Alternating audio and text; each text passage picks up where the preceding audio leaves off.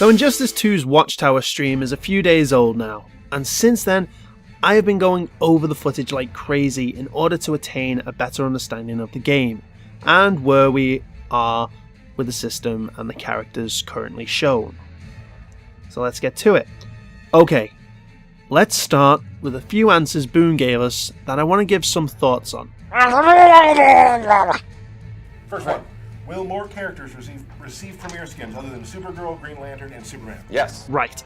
We know about the Ultimate Edition having gear that will allow us to have Flash, Green Lantern, and Supergirl change to Zoom, Jon Stewart's Green Lantern, and Power Girl, which will be more than just costumes. They're adding new dialogue, animations, sort of like how they did with Green Arrow's skin with the CW back in Injustice 1.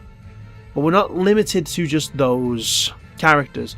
There will be gear in the game that will allow us to have other variations of the same character.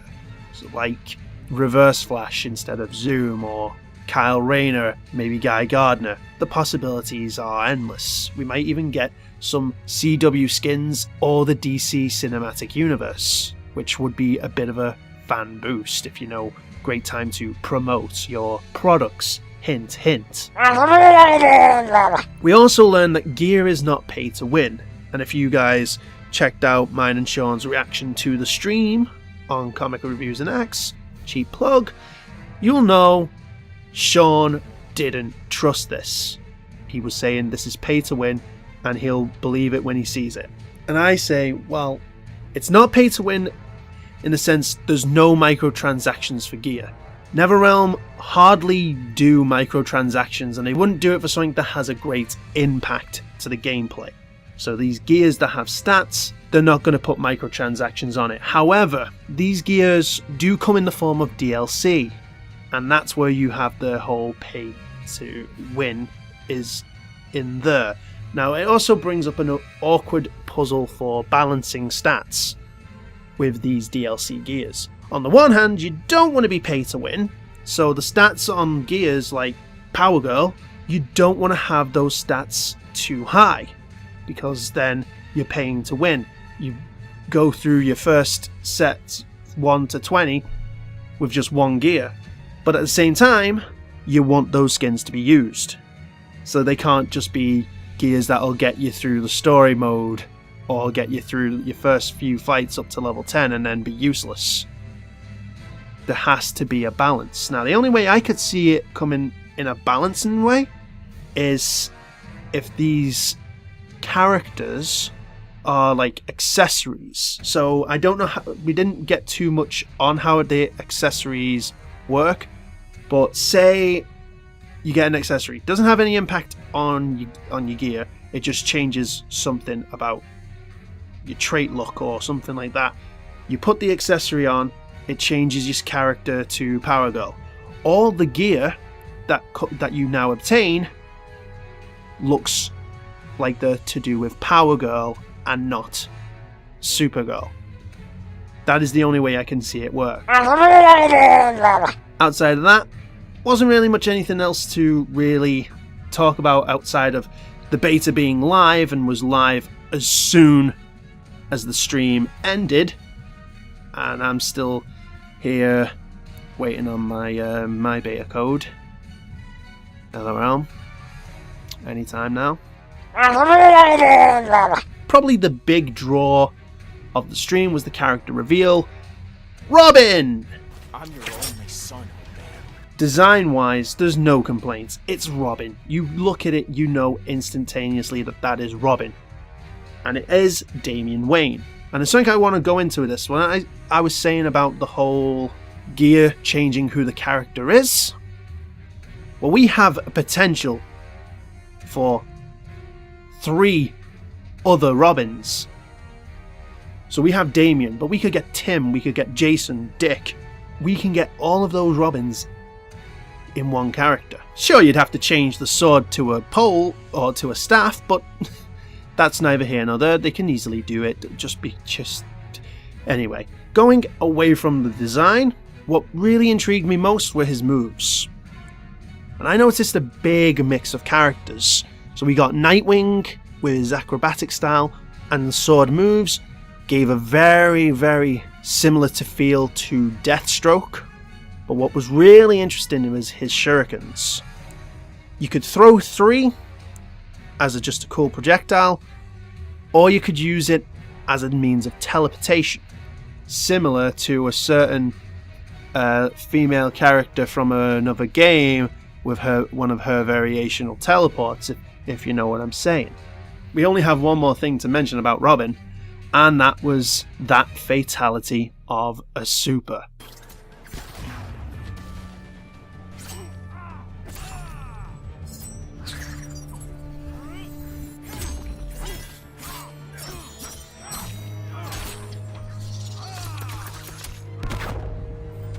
Overkill.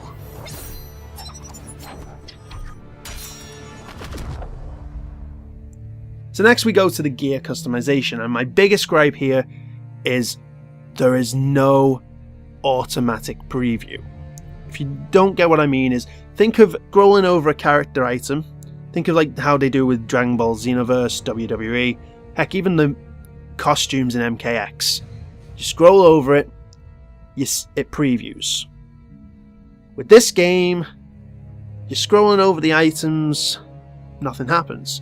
So you have to actually equip the item to see what it looks like. That's very time consuming, and it's a bit awkward. You need to have that automatic preview. You need to know what it looks like without pressing it, because otherwise it's just going to be equip, unequip, down, equip, unequip, down, rinse, repeat, rinse, repeat. But that's just me. That's just how I feel. We also learned that you will get 2 ability slots, and some moves the gear offers will take up both slots. Other moves will replace existing moves or change their effect, like Batman being able to throw his batarangs like he did in the first game, at the cost of losing the ability to meter burn him, or giving Atrocitus a meter drain. It can also alter traits. At one point we see Batman was set up so that his 3 little bats came down and surrounded the opponent instead of normally coming and surrounding him. And also Dexter was given a rage puke instead of his normal projectile. Now this is something I personally like, and I really hope that the only thing that gets removed in the tournament mode is the stats on the gears, as I feel the abilities would add a nice level of strategy to the tourney scene. So next we get some actual one-on-ones, few demonstration of the characters. Basically, if you played Batman in Injustice, you can play Batman in Injustice 2. There'll be a few hiccups here and there, but you get the gist. Atrocitus himself was completely not what I expected. I expected this really powerful grappler, and instead he had a lot of moves that felt like I'd seen them before. He has one where he is basically doing a glide version of Goro's punch walk. If meter burned, he punches them down and then pukes on them, similar to Zod's tackle where he eye lasers them. He also has Bo' Rai Cho's puke, which was something I wasn't expecting. They took a comic relief character and made one of the silliest moves actually badass. And this is where I love Atrocitus. He has a tornado. He has everything that you could ask for in that type of character. We also get a few features now, such as the air escape. Now me and Sean didn't know what it was actually called because we were talking over it during the stream. I just called it the burn dodge, because you burn meter to dodge it. Now the air escape can be punished. Although you use your meter and you dodge, you can dodge straight into another attack if the player is smart enough. So you've got to know when to use it and when not to use it. And outside of that, that's pretty much it for the analysis. There's not really much you can go on when it comes to the Tyler versus Derek fights. Derek tends to show good combo work with his characters, but when he's playing someone like Batman, there's not really much you can really look into and try and see, because it's Batman. He plays like Batman. Batman is Batman. we know how it works. When it comes to Atrocitus, Tyler showed the potential. There was some potential there, but Tyler drops combos like Lucio drops the beat. You're just not going to see his full potential, and not like NetherRealm themselves want you to. They don't like you seeing everything about a character. They used to stop some of the MK players, the pro players, like they stopped Ketchup and Mustard going in too much detail about Triborg, because they don't want the pros to go, oh, I already got it, and they don't want the more competitive based, higher skilled players seeing what they can potentially do already and then just blow up the day they come out or the day the game comes out. So outside of that, without the beta, there's not much I can really do, so I'm just gonna wait for my code, and hopefully when I do and I start doing videos of the beta and streams and stuff, I can go into more detail then. But until then, I hope you guys did enjoy watching this analysis. If you did enjoy it, you know what to do.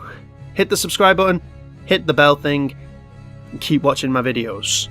Also, don't forget to go to the craa-nation channel to check out the Injustice videos we have there, which is our reactions, and we're going to be doing our joint thoughts on everything we've got so far. Until then, this has been Techno Odin. Take care. Have a great day.